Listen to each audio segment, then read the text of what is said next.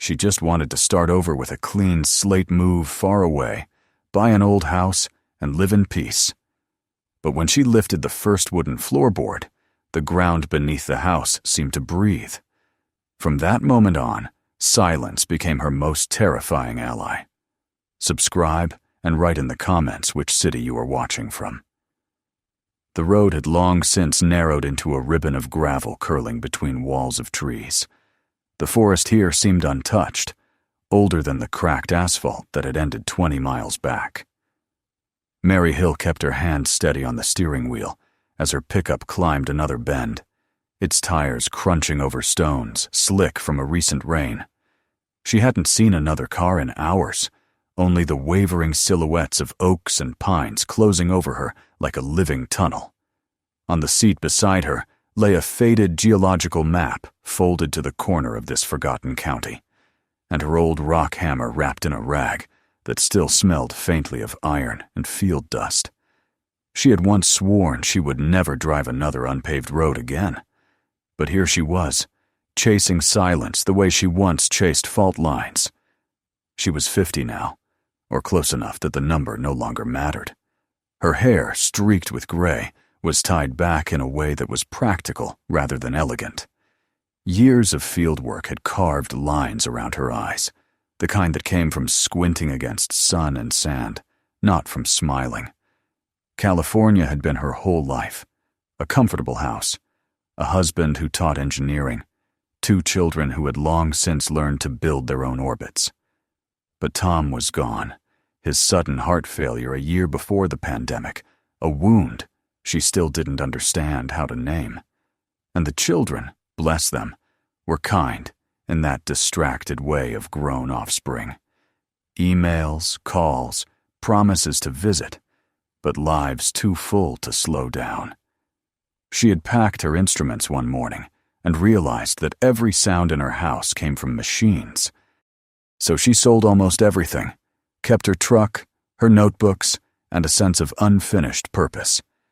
The ad had been brief: historic property, remote, structurally sound, sold as is, $100. She thought it was a scam until the county clerk confirmed it. The location lay deep within an overgrown nature reserve, a relic from some abandoned post-war project. Her colleagues had laughed. "You'll be eaten alive by mosquitoes before you find peace out there." Perhaps they were right. Yet the thought of owning a place where the ground had not been mapped by anyone in half a century lit a spark in her she hadn't felt in years. And if she was honest, the price had its own poetry. $100 for a place where time itself had gone bankrupt. By the time she reached the final stretch, her phone had lost signal. The GPS froze on a blank screen. She drove by instinct, following the faint path that wound uphill until the trees parted and the air brightened. Then she saw it, a 3-story white structure rising from the green, like a dream left half-finished. It stood on a small clearing surrounded by wild vines and fern. The walls were pale but streaked with gray. Columns held up circular balconies on each level, and ivy spilled from the upper railings as if the house were slowly being reclaimed. It was beautiful in its symmetry, unsettling in its silence. She turned off the engine and sat for a moment, listening. The hum of insects, the creak of branches, the faint dripping of water somewhere unseen. No other sound. She could almost imagine the earth breathing beneath her. The key she had been mailed fit the heavy front door perfectly, though she doubted anyone had locked it in years. The hinges groaned when she pushed it open. Inside, the air was cool and damp, heavy with the scent of rot and old paper. Dust swirled through the light from her flashlight, like pale smoke. The first room she entered had once been a hall plaster peeled from the ceiling, but a grand staircase curved upward, still solid. There was no furniture except for a few broken wooden frames. On one wall, half covered by vines that had crept in through a cracked window, hung a large geological map printed in faded ink. Layers of terrain, mineral lines, Pressure faults. It was the kind of map only a scientist would display as decoration. In the bottom corner was a handwritten note: Wells Property Survey, 1948. The name stirred something faint in her memory, though she couldn't place it. She explored carefully, one floor at a time. The circular corridors felt strange, almost ceremonial.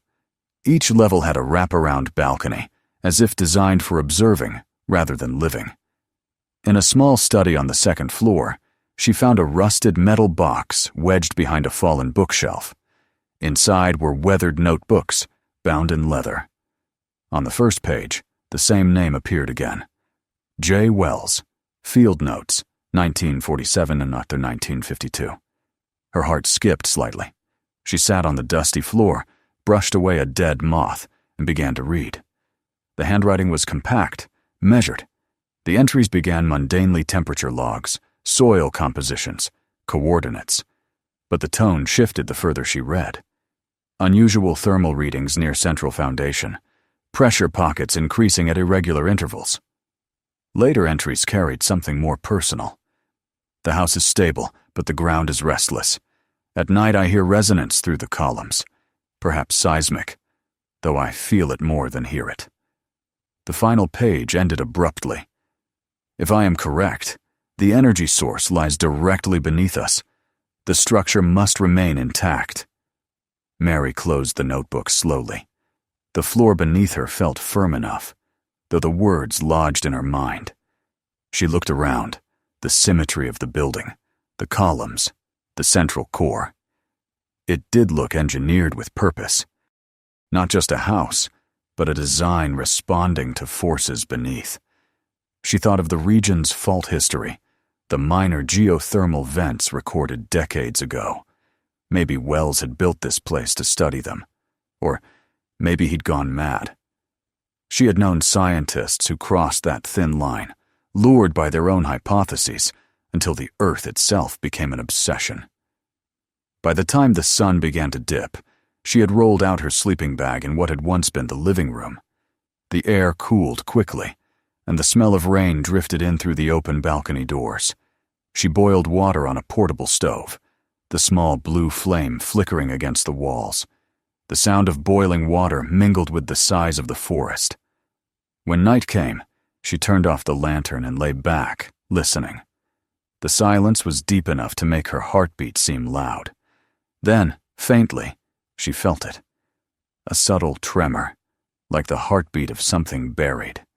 It lasted only a second, perhaps less, but it made her sit upright. The tremor faded. The old house stood still. She could have imagined it. Sleep came fitfully. Her dreams were filled with shifting soil and luminous veins of rock pulsing beneath her feet. At dawn, when she stepped outside, mist hung low over the ground. Dew clung to the ivy like silver threads.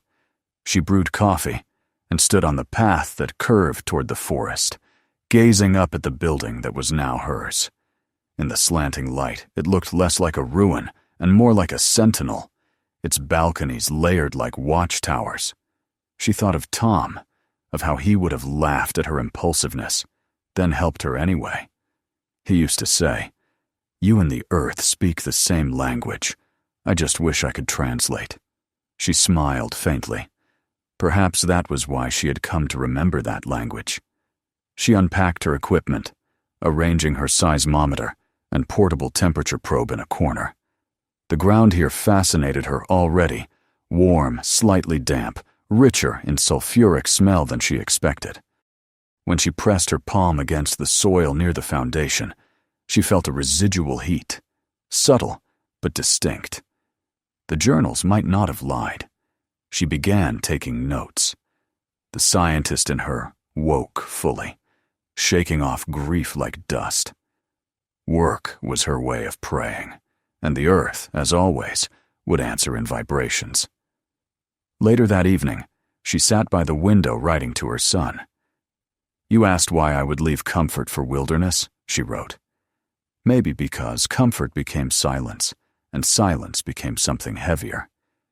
Here the silence feels alive, not empty. She hesitated before finishing. When you were small, you asked me if the ground ever got tired of holding us. I think sometimes it does. As darkness gathered again, she closed the notebook and watched the forest. Fireflies blinked among the ferns, tiny signals in a vast darkness. Somewhere below the floorboards, a slow pulse of warmth spread upward like a sigh. She didn't move. The house was breathing again, and for the first time in years, so was she. The following morning began as quietly as the night had ended. Mist curled between the trees, and sunlight broke through in narrow blades that touched the wet earth like glass. Mary stood outside with a mug of coffee, feeling the warmth through her palms and the stillness pressing against her ears.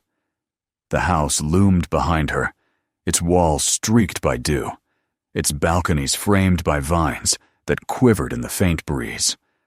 For the first time since she'd arrived, she felt the weight of its presence, not as a ruin, but as something watching her in return. The silence wasn't absence, it was expectation. She spent the first hours repairing what she could. The scientist in her found comfort in tasks with defined steps, cleaning gutters, patching holes, sealing cracks with colza. Each sound of hammer and brush made the place a little less foreign. When she leaned close to the outer wall, though, she noticed something odd. The wood felt warm. The temperature difference between shaded and sunlit planks was small, yet there was a steady pulse beneath, like heat escaping from somewhere deep. She pressed her ear against the siding and thought she heard a faint hum, almost imperceptible, but rhythmic. She stepped back quickly, heart fluttering, and told herself it was just the wind moving through the beams. Later, she descended into the cellar to assess the foundation. The smell of damp stone was strong, the kind that seeped into skin. She switched on her headlamp and scanned the walls. They were lined with stone blocks, uneven but carefully arranged. The mortar between them cracked in a spiderweb pattern.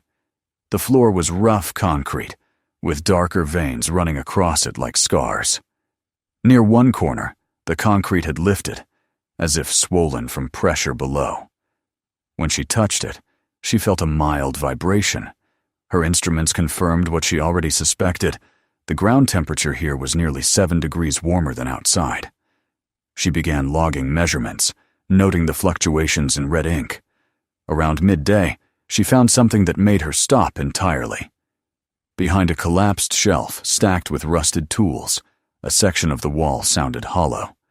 She tapped it again. The echo was unmistakable. Brushing away cobwebs, she found the faint outline of a metal door set into the stone. The hinges were rusted over, and bricks had been piled against it deliberately. Written across the surface in faint chalk, barely legible, were the words, "Do not open. The house stands on her." Mary stood motionless, the lamp beam trembling slightly with her breath. It might have been a warning, or a superstition from whoever had lived here last. Still, she took photos, measurements, everything her training dictated. Yet she didn't touch the door again that day. Instead, she climbed back up into the light, feeling the air thicken as she moved. That evening, she opened another of J. Wells's notebooks, the one she hadn't finished. The handwriting was sharp, hurried. It described soil cores, heat signatures, and strange luminous reactions when pressure was applied to certain stones. One entry caught her attention. The layer glows under stress, not from heat alone. The lattice emits faint blue light, like a living pulse. There is movement in the readings, rhythmic. Could be geothermal, could be biological. The final pages carried a tone of fear. The pressure rises at night. The foundation stabilizes the flow. If the chamber fails, everything collapses. Must remain sealed. Mary closed the book slowly. She remembered the warm boards, the trembling floor, the sense of breath beneath the house. It fit too well to ignore. She leaned back in her chair, watching her lamp's reflection in the window. Beyond it, darkness stretched into the forest, silent and impenetrable. The question was no longer whether the ground was active. It was why someone had built a home directly above it. Over the next few days, she worked tirelessly to restore what she could, while keeping notes of every anomaly. She recorded temperature changes, measured vibrations, and compared them to Wells's entries. The numbers aligned too closely for coincidence.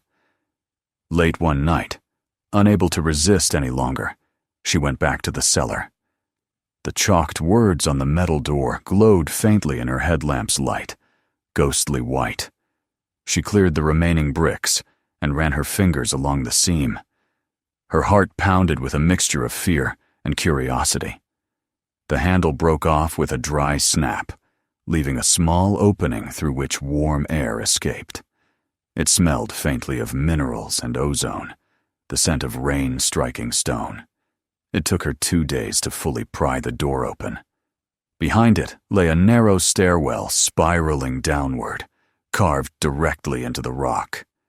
Every surface was damp. As she descended, the air grew hotter and heavier, thick with the taste of metal. Her flashlight caught the glimmer of water running in thin rivulets down the walls. The staircase ended in a small chamber, no larger than a basement storage room. But the air inside vibrated softly, as though filled with the low hum of machinery, though there were none. She moved the beam across the floor and froze. In the center lay a fissure, perhaps a foot wide, running diagonally through the stone. A dim blue glow leaked from within, steady and alive. Around it were the remains of old equipment, rusted tripods, glass tubes shattered, metal boxes half melted by heat. She crouched and extended her hand. The light pulsed faintly. Once, twice, almost like a slow heartbeat. When her fingertips hovered near, she felt warmth, not dangerous, just conscious. For a long moment she stayed kneeling, mesmerized by the faint luminescence dancing within the crack. It reminded her of the ocean's bioluminescence she had seen years ago off Monterey Bay, the way certain algae glowed when stirred by waves. But this was deeper, quieter, ancient. She imagined the planet itself exhaling through a fracture in its skin. She returned upstairs at dawn, covered in dust and trembling. She poured herself water, but her hands shook too much to drink. The realization was intoxicating. If this material, whatever it was, could store geothermal energy so efficiently, it might represent a natural energy reservoir unknown to science. A discovery like that could reshape everything. For a brief, dangerous instant, she thought of calling her old colleagues, sending photos, submitting samples. Then she remembered Wells's final words. The house stands on her. In the days that followed, she studied the fissure cautiously. She installed sensors to measure heat flux and seismic activity. The data fascinated her. The readings followed a steady rhythm that matched diurnal cycles, intensifying at night as if responding to lunar gravity. It was not purely geological. It behaved like something breathing in time with the earth. Yet the deeper she recorded, the more uneasy she became. Each night, the hum seemed to grow louder. The vibrations reached the furniture above. Sometimes, when she stood in the hall, she could feel a pulse rise through her feet, slow and deliberate. One afternoon, while calibrating her seismometer, she noticed that one of the upper walls had developed a hairline crack. It stretched upward from the baseboard to the window frame, thin as a thread but undeniably fresh. She traced it with her finger, feeling warmth radiate from it. Panic flickered through her. The foundation was shifting. She rushed to the cellar and found that the glow had intensified. The fissure was now slightly wider, exhaling faint curls of steam. Her instruments beeped wildly. She thought of Wells again, the way his entries had ended abruptly, his warning that the chamber must remain sealed. He had known this could happen. The house was not merely built atop the anomaly, it was designed to contain it. Its symmetrical architecture, the weight of its columns, all of it was part of a stabilizing structure, a lid on something deeper. That night, she could not sleep. Rain lashed against the windows, thunder rolled over the hills, and the whole house seemed to pulse with the storm.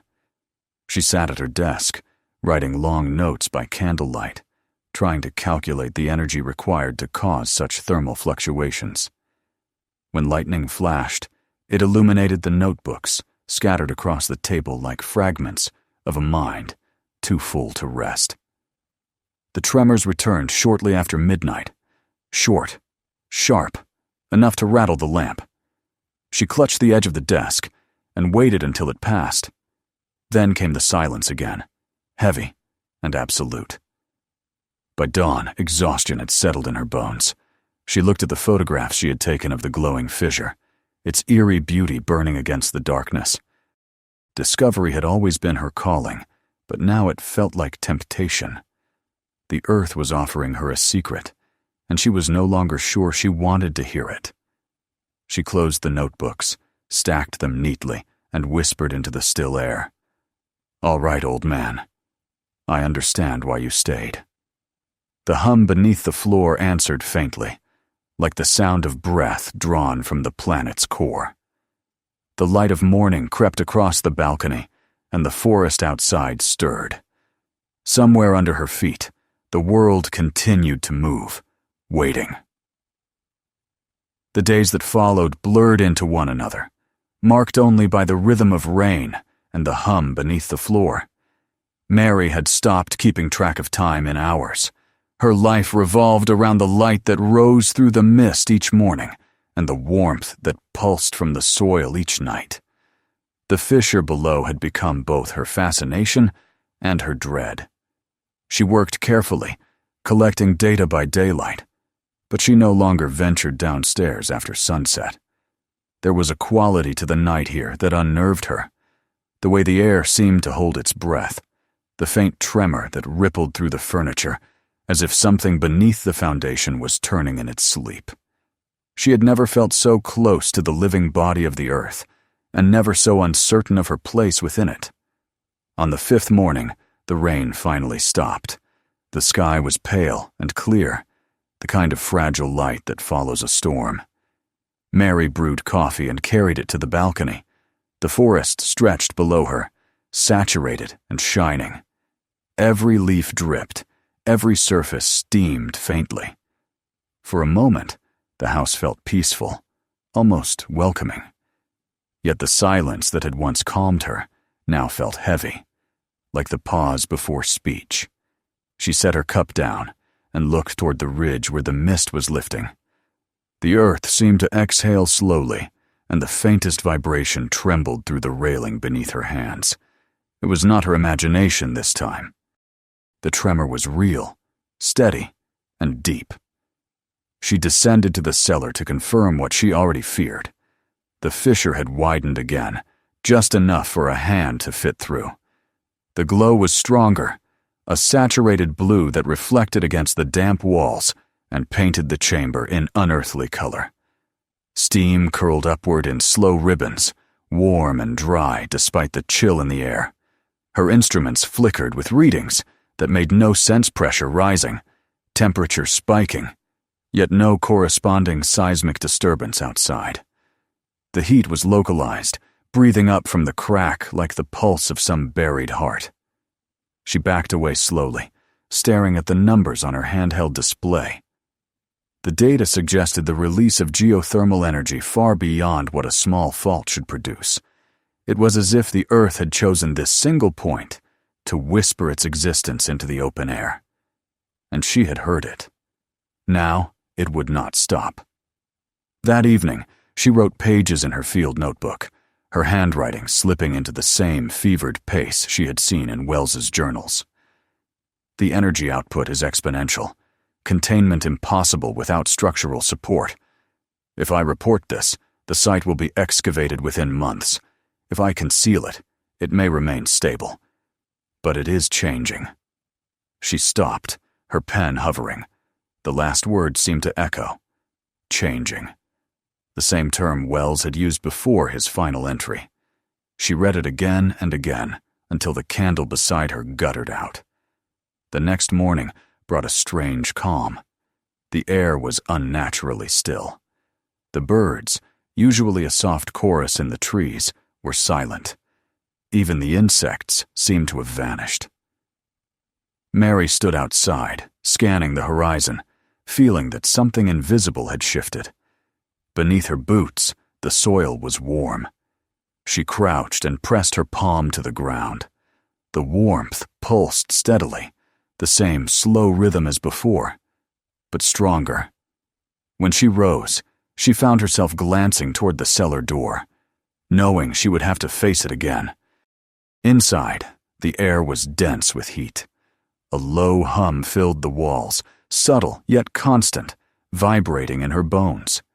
The fissure below shimmered faintly, its light now breathing in slow waves. The walls around it glistened with moisture, and the instruments she had placed nearby were ticking wildly, the needles jerking as if responding to a heartbeat. She knelt near the edge and felt the stone radiate warmth through her gloves. It wasn't dangerous yet, but it was rising. Something inside her, the same instinct that guided her through decades of fieldwork, warned that the pressure could no longer be contained. For the first time since arriving, she felt genuine fear. Not of collapse, but of what might be unleashed if the seal broke completely. She imagined the corporations, the researchers, the governments that would descend on this place if she revealed her discovery. They would strip the mountain bare, tear open its veins in the name of progress, and the quiet that had lived here for centuries would be gone. The earth would be mined for the miracle within it, and the house this fragile vessel built to contain it would be nothing more than a memory. She sat on the steps of the cellar for hours, weighing her choices. The scientist in her whispered of duty, of proof, of the chance to gift humanity an endless source of clean energy. But another voice, softer, older, rose within her. The voice of someone who had spent her life listening to what others ignored. Perhaps not all discoveries were meant to be shared. Perhaps some were meant to remain mysteries, preserved by those who understood their danger. As dusk fell, thunder rolled across the horizon. The wind began to rise again, shaking the trees, rattling the shutters. The storm returned with sudden violence. Rain struck the windows like gravel, and the house shuddered beneath the first deep rumble of thunder. Mary lit lanterns throughout the rooms, their flickering light casting moving shadows along the walls. She checked the sensors, but most had already lost power. The vibrations beneath her feet were no longer subtle. They came in waves, as if the ground itself was breathing faster, struggling against its confinement. Lightning struck somewhere nearby, illuminating the forest in a flash of white. The thunder that followed was so close it made the air vibrate. Dust drifted from the ceiling. A picture frame fell and shattered. Mary ran to the cellar, driven by instinct more than reason. The metal door rattled violently against its hinges, as if something behind it was pounding to get out. When she forced it open, a blast of hot air hit her face, thick with the scent of minerals and sulfur. The fissure below glowed like molten glass. She grabbed a bag of sand and the bucket of cement she had prepared earlier for minor cracks. Her mind worked automatically, calculating angles, weight, pressure. Every lesson she'd ever learned about structure and containment. The storm outside roared in chorus with the deep rumble beneath. She poured sand along the edges of the fissure, feeling it slide into the glowing gap. Steam hissed upward, scalding her hands, but she kept going. The vibrations shook the walls, tools clattering to the floor. She mixed the cement hastily, her arms trembling from exhaustion. When she poured it into the fissure, the blue light flickered like a dying flame, dimming pulsing once more before retreating beneath the surface. The sound that followed was neither explosion nor silence. It was a sigh, deep, resonant, like the release of a held breath. The house settled slowly, the tremors fading, the floor stilling beneath her knees. She remained crouched there for a long time, breathing hard, her face streaked with dust and sweat. The glow was gone. Only the faint warmth beneath her palms remained. Hours later, when she finally climbed the stairs, the storm had passed. The air smelled clean, stripped of every impurity. The house was silent again, but it no longer felt oppressive. It felt alive, in a gentler way, as if it had returned to rest. She walked through each room, listening to the creak of boards, the drip of rainwater from the eaves. The quiet that followed was no longer the quiet of emptiness. It was the quiet of balance restored. By morning, sunlight filled the rooms with gold. She cleaned the dust, tended to her scraped hands, and made tea instead of coffee. On the table lay her notebooks, filled with pages of data and sketches. She read through them one last time. Every line, every number, was proof of what she had witnessed. Proof that could change everything if it reached the wrong hands. Slowly, deliberately, she tore the pages out and fed them into the small iron stove. The paper curled and blackened, its ashes swirling upward in delicate spirals. When the last page was gone, she sat by the window with a blank sheet before her. She began to write a letter to her children. "You asked why I left the city," she began. "I think I came here to remember what silence truly means.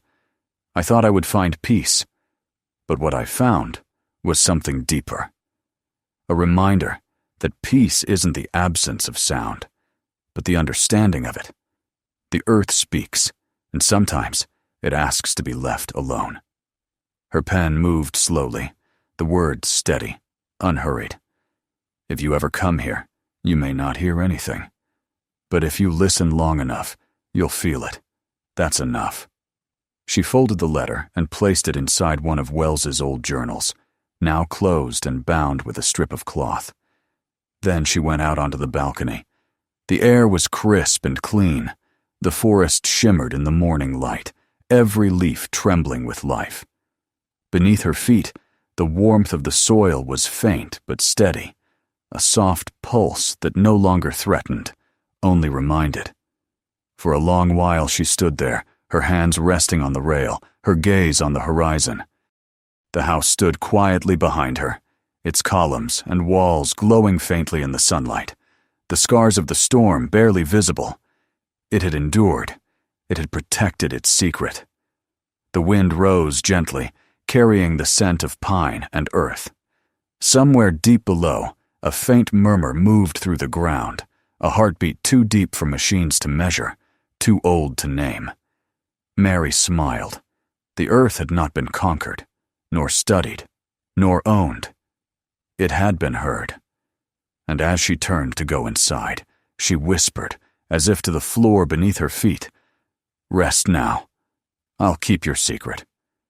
The light fell across the threshold as she closed the door. Outside, the forest exhaled softly, and the house, once again, was still. If you enjoyed this story, make sure to subscribe for more. Watch the next video, and don't forget to share this one with someone who loves a good story.